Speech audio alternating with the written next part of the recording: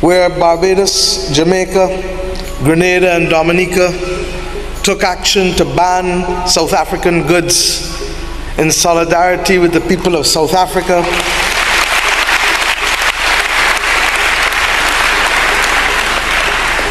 Recognizing that though they were thousands of miles away, there was an injustice being perpetrated, man's inhumanity to man, that required people who had little power to take a stand and to say, wrong is wrong. Hi guys, welcome back to my channel. Today we revisit one of the most powerful speeches by Prime Minister Mia Mottley, a reminder of the Caribbean's courage, its historic role in global justice, and the urgent crisis we face today. Let's break it down. And their efforts were soon followed months later in April of 1960 in our sister island in Trinidad and Tobago, where the dock workers of Trinidad refused to take the cargo from South Africa off the ships in April of 1960, and refused to refuel the ship that had brought the cargo, recognizing that even though they were dock workers and not capable of great and grave decisions, they could do what they could within the space that they could. And their work was to be followed then, of course, by that titan of Caribbean revolution and social reform, Fidel Castro, El Comandante, who worked then with that other great Caribbean titan, Michael Manley of Jamaica, well known perhaps to many of you. And of course our own father of independence, Errol Walton Barrow, who worked with Fidel Castro in the struggle for the liberation of the peoples of Southern Africa by allowing the planes that left Havana, Cuba, to refuel in Bridgetown, Barbados, in order to bring the troops into Southern Africa, and in particular Southwestern Africa.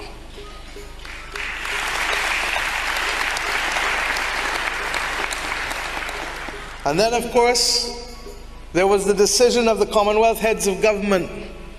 And I remember as a young law student in London, caught up in the fervor of the anti-apartheid movement, and caught up in the passion of wanting to see your own imagery on television, because in those days you just didn't. And when we saw the students of South Africa week after week rise up to take their future into their own hands, it placed the pressure on leaders like Margaret Thatcher and others, such that by the time the Commonwealth heads of government meeting went to Nassau, Bahamas, a determination was made to establish the Eminent Persons Group. And in that Eminent Persons Group, co-chaired by Malcolm Fraser of Australia and Chief Obasanjo of Nigeria, it also included a woman who was to become the first Governor General of Barbados, Dame Nita Barrow, who came here as one of the 7 persons to determine whether there could be a platform for talks and for release in order to ensure that the ungodly and unconscionable actions of apartheid could be brought to an end. Regrettably,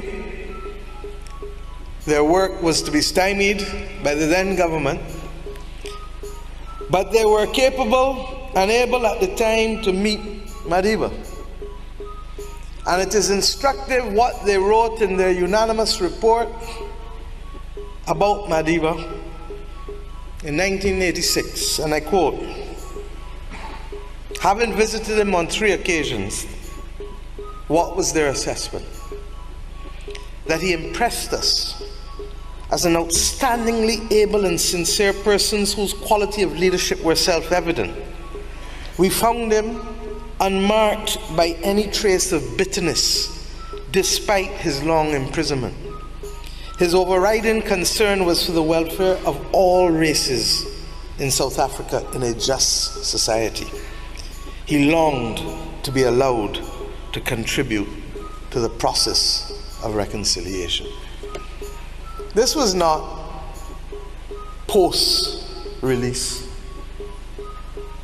This was not on the eve of release. This was still deep in the bowels of his imprisonment. And you know,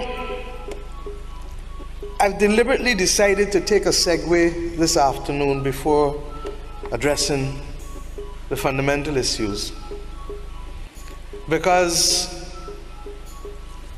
it is important that we contextualize the struggle and the values for those who refuse to be reminded, or who fail to be reminded, or who are not reminded, may well believe that this was as easy as dealing with the twinkle of an eye with the remediation and reparation of an awful thing.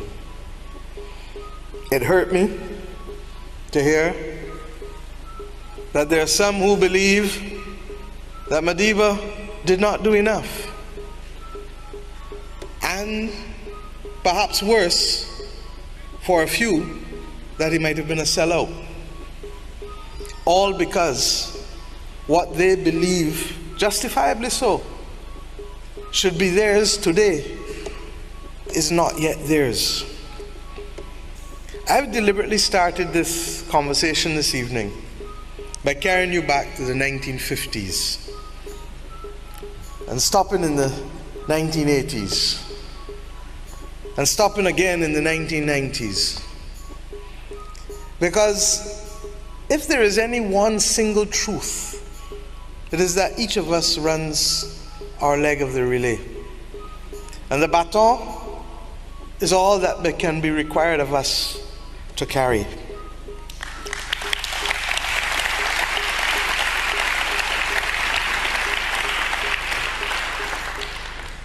And yesterday I had the distinct honor of going to the Foundation's headquarters in the Center of Memory, and of reading, and I feel so privileged to be given copies of the transcript in Madiba's own handwriting, and I shall treasure them as long as I have breath. But in reading his own assessment of where he was and what he believed had happened, in what was to become the beginning of chapter 1 of the presidential years, it was ironic that he started with the words, "Men and women all over the world, right down the centuries, come and go." Men and women all over the world, right down the centuries, come and go. What is more significant for me is that as he ended that first chapter,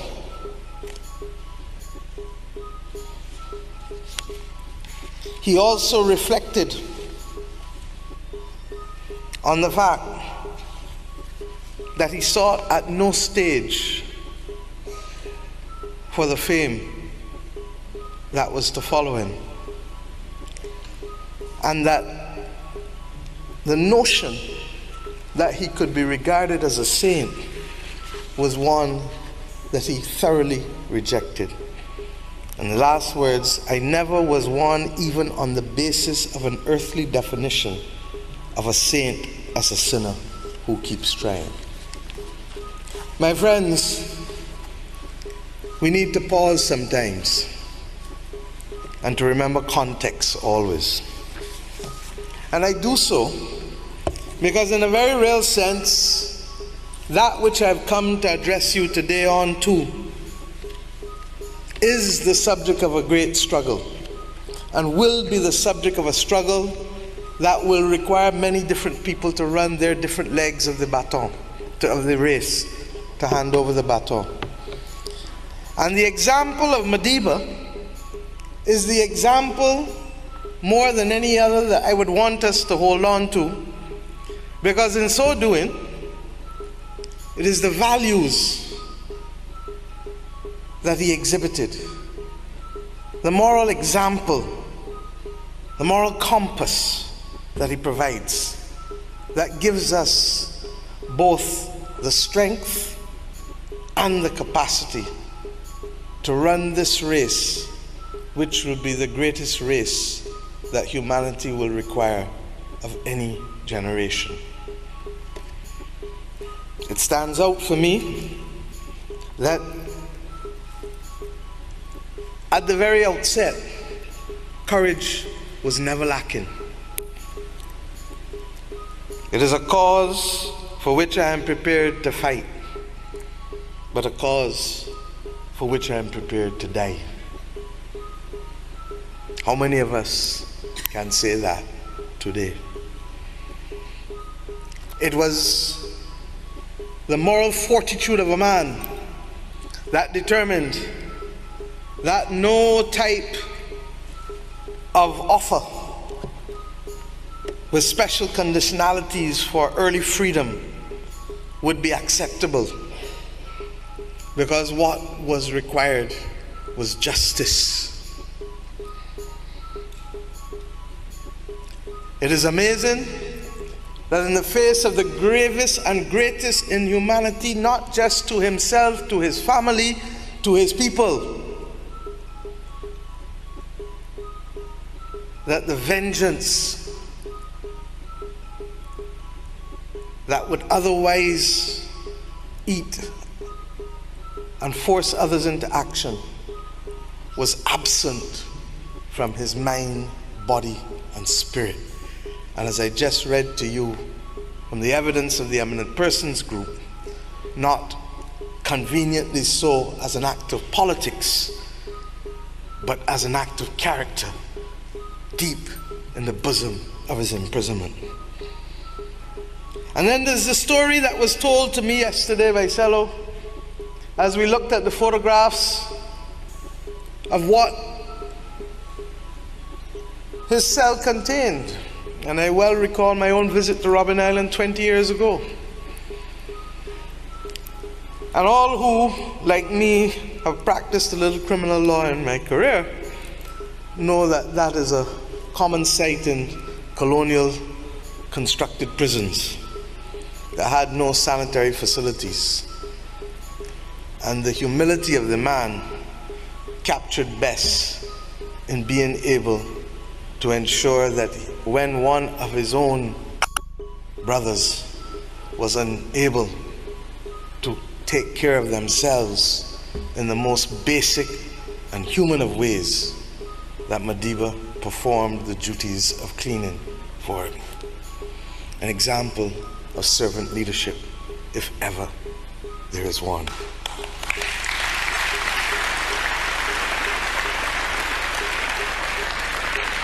So forgive me if I have strayed a bit, because I believe that in this world where everything is instantaneous and quick, and where people expect results like that, we sometimes need to remind ourselves of the context of the struggles that we fight, and to remind ourselves of what truly was at stake. There are some young people who would simply now, 3 decades after his release, will only know of Nelson Mandela in the context of a history book or in the stories told by others, but would not appreciate what it is to be prevented from being able to love who you want, to work where you want, to live where you want, to do what you want, in ways that are simply not capable of contemplation today. But we can't talk about economic justice and economic opportunity if the basic aspects of freedom have not been guaranteed.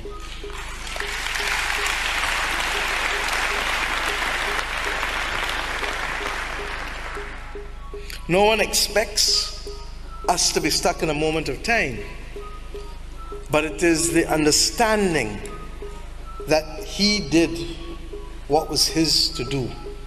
It is now up to us to do what is ours to do.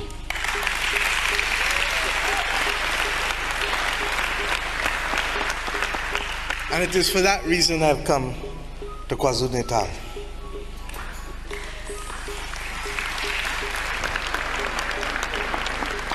You know, we live in a world that is at a very strange moment in time. It's been described recently as a polycrisis. And it has been so described because as soon as you get accustomed to managing one crisis, you've been hit with another one and another one and another one. And that is what it has felt like in the last few years. This country already knows what it is to lose people to the ravages of a public health crisis as you did with HIV and AIDS for so long. Then to have to face, like the rest of us, the awful pandemic of COVID-19, taking away so many. All of us know people who have died in the last few years. None of us dreamt of a moment when our movement would be restricted such that we couldn't do the things that we wanted to do. And this was not being imposed on us by authoritarian governments. This was being imposed by public health specialists for the safety and survival of all of us. And as if that were not enough, because we were already fighting the climate crisis, we were still recovering from the financial crisis of 2008-9. As if all of that was not enough, then comes the awful scourge of the cancer of inflation, the cancer of the cost of living. And believe you me, it is a cancer, because you keep trying to run after it and run after it, but you can't catch up with it in that way. And we have now to come to understand that as much as we needed to mobilize to fight against vaccine inequity, that we were not a one-issue country or a one-issue people, that we literally had to fight these multiple crises, because as all of this is happening, people were still dying from the climate crisis. I don't talk about climate change. Change happened a long time ago. Crisis is where we are, and crisis is what we have to fight. And today, I want us to recognize that what is required of us is going to have to allow us to, one, develop partnerships in places where we may never have dreamt of so doing before, and to be able to do things in new ways that we had never thought of doing, and that the actions required are not simply those of others, but of us, because it is the collective action that has led the world to be where it is today. There is no doubt that those primarily responsible for the increase in greenhouse gas emissions are the G20 countries, for whom 80% of the responsibility is there. Within that context, the traditional colonial powers who benefited from the Industrial Revolution through our blood, our sweat, and our tears, have been the ones who have effectively put the world in this position of warming. Theirs is the stock of gases. But then there are those who continue today, for which there are many of us. No name, no blame, because it's all of us. And it is the combined effect of the stop, primarily, but yes, the flow today, that continues to cause the problems. I want us to reflect on the principles of justice and solidarity. In the 1950s, Barbados, Jamaica, Grenada, and Dominica banned South African goods to stand against apartheid. Even though they had little power, they had moral courage. Soon after, Trinidad and Tobago's dock workers refused to unload South Africa cargo or refuel ships linked to apartheid. They weren't wealthy nations.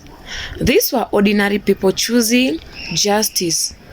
And Mottley reminds us of the revolutionary partnership between Fidel Castro, Michael Manley, and Errol Barrow. They allowed Cuba's planes to refuel in Barbados so that troops could reach Southern Africa. Small islands, big impact. As a young law student in London, Mottley watched South African students resist apartheid. That pressure eventually forced leaders, including the reluctant Margaret Thatcher, to allow the creation of the Eminent Persons Group. Among them was Dame Nita Barrow of Barbados. They met Mandela years before his release and described him as a man without bitterness, focused on justice for all races. Mottley highlights Mandela's humility, deep in prison yet free of vengeance. She recalls stories from Robben Island, Mandela caring for a sick inmate, cleaning for him when he couldn't do it himself. Servant leaderships, even in chains. She reminds us Mandela refused early conditional release because he wanted justice, not privilege. Young people today may only know Mandela from books, but apartheid controlled every part of life, where you lived, loved, worked, and walked. Before we talk about economic justice, we must understand freedom itself. Mandela ran his leg of the race. Now we must run ours. That's why Mottley speaks today, to remind us that justice comes in generations, not moments. Mottley shifts to today's global situation: a public health crisis, HIV and AIDS, COVID-19, climate crisis, inflation, economic instability. Each time we recover from one disaster, another arrives. She is clear. The G20 produced 80% of greenhouse gases. Colonial powers built their wealth on the backs of people like us and on fossil fuels. Their emissions warmed the world, but today everyone contributes to the problem. Justice requires acknowledging both the past and the present. Mottley calls for new partnership, new ways of solving problems, collective actions, because the crisis we face, climate, economic and social, require all of us. The world is where it is because of collective actions, and the world will only change through collective actions. This speed is a reminder, courage is a choice, justice is a relay, and Mandela's example, humility, discipline, moral power must guide us today. This is our leg of the race. What will we do with it? So guys, if you enjoyed this breakdown, if it is for the first time you're coming across my video, kindly don't forget to like, share and subscribe for more Caribbean stories.